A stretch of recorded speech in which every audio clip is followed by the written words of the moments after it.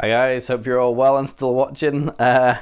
Number 2 of the boards that I shaped myself, and this is a little 5'10" keel fin fish, and this one's 5'10", 21 1/4, and it's 2 11/16. It's the one that sits between 2 5/8 and 2 3/4. I was going to go down or up, couldn't quite make my mind up, so I think on Instagram I put exactly what it was, but yeah, just a bit more than 2 5/8, just a bit under 2 3/4, if you care about those 2 millimeters or whatever it is. This one's pretty unique. So I'm trying to gear this towards giving you some similar options, but I'm not really seeing anything all that much like this. Keels don't generally, I haven't seen too many wing keels, and the proportions are a bit different. So I guess the most similar boards would be like a traditional keel fish, but what I've tried to do is I've tried to mix that in with a hybrid a bit, basically. So I've kind of changed the nose shape a little bit, and I put a wing in the tail, and then what they used to call a dropped swallow, which is kind of a funny comment, because I guess if I intended to do it this way, but I guess if you dropped the blank on the floor and it was starting off as a 6-0, you could just hack a couple of inches off and pretend that you intended to do this. But my intention was, like, I'd done I've got a similar one coming up, but I did a winged diamond tail for a friend of mine, and my logic behind this one was to basically create a similar concept but in more of a grovelly board, and the intention was to move the wing back into a position that suited a keel fin rather than a twin and stabilizer setup. And I just sketched this up, and I quite like the tail shape, and I was like, yep, I think I'll go with that. So yeah, again, this is nice flat rocker. It's a little bit more refined down the rails than some of my other ones, but the actual tail end is still fairly chunky, so it should still glide along pretty well. The nose is a little bit different. It's not quite the same retro outline, but you will see a nice long parallel rail section here. So I'm trying to keep all of that all of the speed of a traditional fish through having this parallel section here, and then create a little bit more looseness and less trackiness by having this break in the tail. And that break in the tail happens kind of where the end and where the base and tip of the fin start to release anyway. So my logic was that basically the keel fin would finish it in a similar spot, and everything behind is kind of free, is smaller, grippier, and free to release. That's my intention. So not ridden this one yet. We're still waiting on some waves, but I'll probably get a ride of it before too long, hopefully. So yeah, like I say, just a bit of a real different spin on that swallow. So JS used to do one that they called the drop swallow that looked a bit like this, but it's yeah, it's a different take. I really like it. It's come up really good. So I started off. This is a rail spray on the blank. Again, I usually use a Bennett's fish blank. I taped off each side, did a rail spray, and rail sprayed one side, rail sprayed the other side, pulled the tape off. I've even just finished it off with I taped it off again and just did a satin lacquer. It just needs a really quick last sand with like a 600 grit or something, just a really fine grit just to take the sheen off. But yeah, I decided to just spray the rails again with a lacquer just to get them a little bit shinier and then make the colour pop a bit. Yeah, foil's quite nice, like foil and rocker, low rocker. It's not a beaky fishy nose. There's still quite a bit of chunk in the tail there. I'm wondering if I maybe should have taken it down a little bit more, but I kind of like it, and it's kind of a, the rail and the pinch of the rail is quite refined here, and then there's still a bit of thickness behind your back foot. So I'm hoping it's got that release point, and the low rail helps it release, but then the thickness that's still in the back end of the tail just helps to keep it projecting and going forward. That's the intention. Concave's pretty simple on this. I might come around and show you, but it's really very simple. It's a subtle single. This is my concave of choice that works for like virtually everything. If I don't do something a bit different, most of them would be Single concave starts to pick up just under the nose rocker. It'll get deepest underneath where I believe my front foot is. If I put my stance over where I'm going to be, and I say, right, that's where my front foot's going to be riding off, and my back foot's hopefully over the fins, which I'm not always lucky enough to be in that position. But single concave gets deepest here, breaks off into a double where the fins are, and then V off the tail for grip and release. That's my, you can't really go wrong with that concave from my limited experience. Yeah, it's come up really smooth. The rails are real nice. Really happy with the apex and the roundness. Again, like I say, I try and put quite a bit of tuck up here, keep it nice and forgiving, and then again spent quite a lot of time getting that hard edge in the tail, and that's the second fishtail I've done, so getting inside that scallop. Like I say, maybe if I was to do one again, I'd try and get this very end area of the tail a little bit thinner, but it's always real easy to sit there and sort of pick at things that you might like to change if you did another one, but until you ride them and see how they go. So yeah, that's about it. That's I'm going to talk you through the fins that I would choose for this. Obviously it's a keel fin, so the fin positions. The fin positions would be, I guess, a thruster box would probably sit a little closer to the rail and a little further forward. When I do a keel fin, I like to have a lot of grip and hold. I don't like really loose, super slippery twins. So the keels that I've ridden, say I had the Super Brand Serial Keeler, that felt really intuitive and locked in. It didn't feel like a skittish twinny.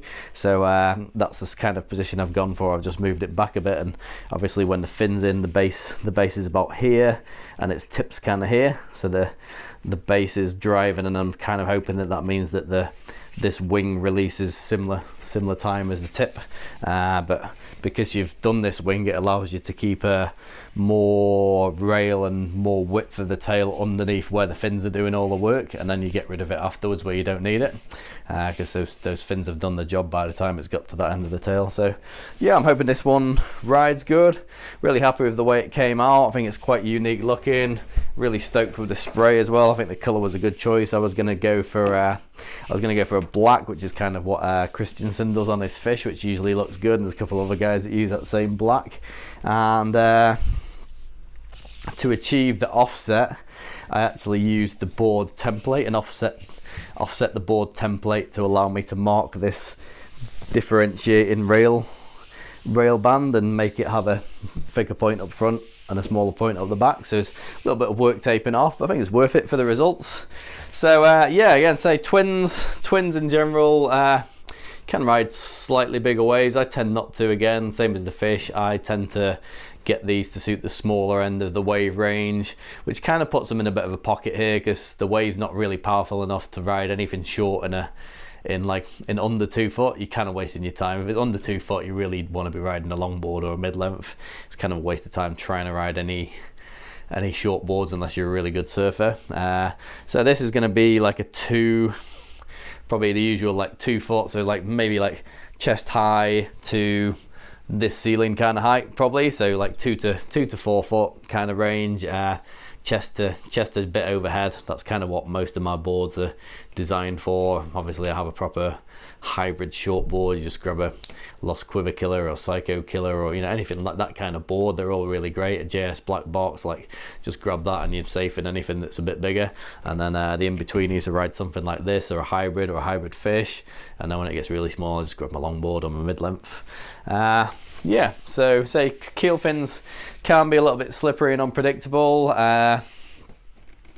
The performance end again of those keel fins is like your Black Baron, your JS Black Baron or something, and then you can go all the way up to the more grovelly, high speed, more traditional end, where you're looking at, like, if you look to something like the Aloha Keel, or Chile do a really nice keel fish.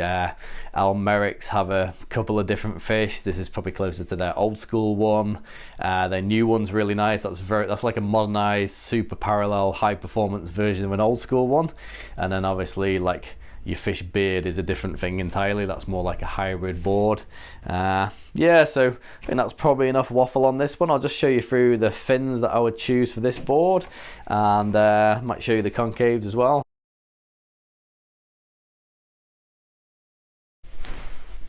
So I'll show you over the concaves, but as I said, I've sort of kept this real subtle. This board's all about maintaining that speed, so I haven't gone with anything too crazy. You know, the simpler you keep it, the faster they often go. So yeah, coming through the nose here, we sort of start up towards the nose with a single concave. Nothing too crazy or deep. Hopefully you can see that. I'll just keep moving up and down so you can get a good idea. So yeah, we're probably looking at like, I don't know, maybe 1/4 inch or something. Fairly subtle single there, and then just as we start to come into the fins here, hopefully you see that turning into a little bit of double, so you should see two concaves there as it splits off into a double and V. So that's where I like to do double through the fins, and then as we come out past where the fins finish, just blending in between the little wings as well, I usually like to put just a little bit of V in there, so you'll see that bar just rocking in the V, and then there you go, there's your V there, and then as we get towards the end of the tail, that kind of chills out a little bit naturally just because of the way the glass sits. But yeah, so V in the back there, so the V goes from the tail tips up to about where the wing is. You can see it there rocking away, and then we drop into a double through the fins, which just keeps the bite and hold there, and then the single deepest underneath where my front foot should be, hopefully, and then fading out as it gets up to where the nose rocker starts to start, kind of thing, when the nose rocker breaks.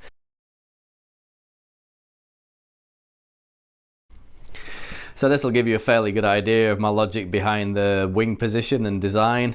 There's the keel fin, and obviously I've tried to position the release point somewhere behind the fin base where it starts to release, and somewhere between there and the tip, because I'm pretty sure that's where your water is going to be releasing, somewhere between the base and the tip basically. So that was my thinking behind that. Obviously it's going to change slightly depending on how big a fin you go for, because the area's got to go backwards on these future ones. So again, not far from the base, and the tip's probably just overhanging a little bit, but you know, it's going to start releasing somewhere in that area. So that was my thinking, gives you a bit of an idea.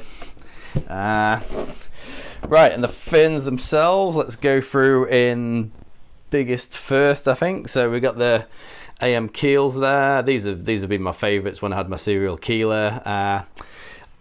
I quite happy, and I can ride the Christensen keel fin, which is a good fin, which I don't have to show you, but that's a really good fin, Captain Finco. The FCS modern keel is virtually the same template, so that's a really good template from probably my size down. And then if you were like bigger than me and you're a real powerful surfer and you want that massive grip and hold, you want to probably go up to something like this. But this is one of the fins that still manages to maintain a really high level of performance despite the surface area that's in the fin. So they've actually done a really good job of designing it so the surface area doesn't make it track too much, because it's quite a big area. Next one down, although there's probably not that much in it. Might even be the other way around. I haven't really looked at the surface areas, but that's the Machado keel. That's a really nice fin. That's a similar sort of thing. They've got a bit of this back curve, but it's a bit fatter tip. So and I think it's a bit less raked. So you're probably going to get quite a drivey fin. Might be a bit more area overall, so it's not going to be the same feel as the CI, I don't reckon. I reckon this difference between the area that's not removed from the back and the fatter tip is going to make it feel a bit more like a traditional keel fish. So you're probably going to get a bit more drive and just holding swooping turns through that maybe, and then this with the extra rake and stuff is probably going to hold in a slightly bigger wave and do some nice drawn out turns, but still have a bit of release off the smaller tip. And then we've got the Noel Salis Surf and Show Naked Viking. Free plug there, Noel. I always watch his reviews. Great guy. I just really keen when I saw this. I was like, oh, I got to get one of those, because he was talking about the Merrick's fin and how he'd taken a bit of area out of the Merrick's fin and made it more upright. But he quite often, even though he's a lighter guy, he quite often rides similar fins to what I like to ride. So I was like, yeah, I was really keen to get hold of this and give it a crack, especially in this board. So well done, Noel. This is a great looking Australian fin, and this is Naked Vikings Apex series. I think it's G10 material they call it. So it's actually a layup. I believe it's a layup of fiberglass with epoxy, so it's kind of got some different flex characteristics. It actually feels nice because a lot of solid fiberglass fins can be very stiff, which is not so bad in a Keel fin, and they look really well foiled, these, and they're well finished. So yeah, no, well done Naked Viking. This would be my first set of Naked Viking fins, but I've heard really good things about them, especially in the single fins as well. People are loving their sort of Greeno inspired template, so yeah, that's another good one. Futures K2, bit smaller, quite stiff, that one. That's probably going to be for someone my size or down. And again, as I say, you can also get the Christiansen Keel fin is a really good one as well. That's exactly the same template, or very, very similar template to the FCS Modern Keel, which is also a good fin. So depending on what you're looking for and feel and where your weight's at, this is more towards a smaller guy. And then if you're me or bigger, so if you're like, I don't know, 82 kgs all the way up, you're probably going to want these bigger ones. If you're me or lighter, you can probably go for something like Knowles fin or a K2. And then if you were a guy that was a really lightweight and you're a good surfer and you're riding a low volume short version of that board, you might actually just be going to the twin fins out of a twin and stabilizer. So that's the Neil Purchase Jr. Chipper Wilson, that's a really great fin, and that's the Troy Elmore, and these are both usually supplied as a 2+1. This comes in a quad fin as well, but both of these are generally twin and a small stabilizer. But for you guys that rip and you're on like a 5.4 or 5.6 or something crazy, then this might be enough fin to keep your 28 litres in the water, or whatever you tiny little guys are riding that actually surf really well. So that's your fin options.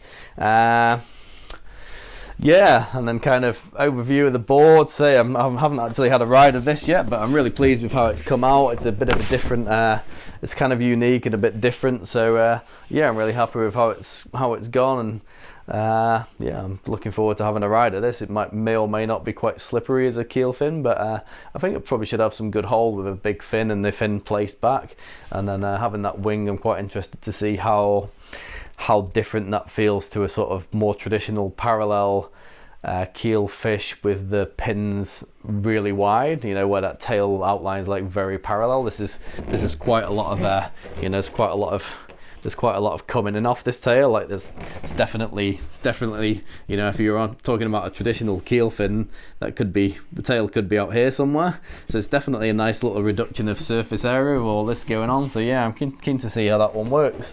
All right, thanks for watching, guys. See you next time.